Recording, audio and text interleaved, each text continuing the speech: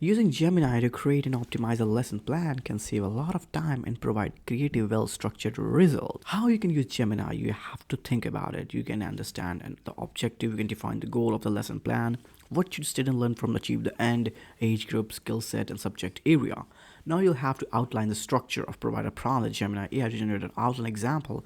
Create an example that plan outline for teaching like Python programming for beginner over 1 week. You can also use generative AI Gemini to step by step of instruction, like you can say generate a detailed 1 hour lesson plan for teaching loops in Python, including different activities and homework and excitement.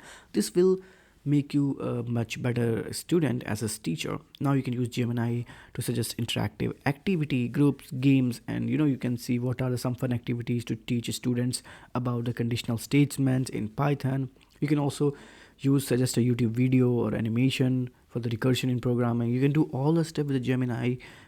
You can use even plans and learning styles to help make the lesson even better than the previous one. You can use Gemini AI as prompt like how can I improve a lesson if students struggle with recursion. You can use even you can say a creative a 2 hour lesson plan for teaching high school students a basic HTML, and this is just programming lessons. You can even use it in every kind of lessons that you want to teach to students, and I'll see you in the next one.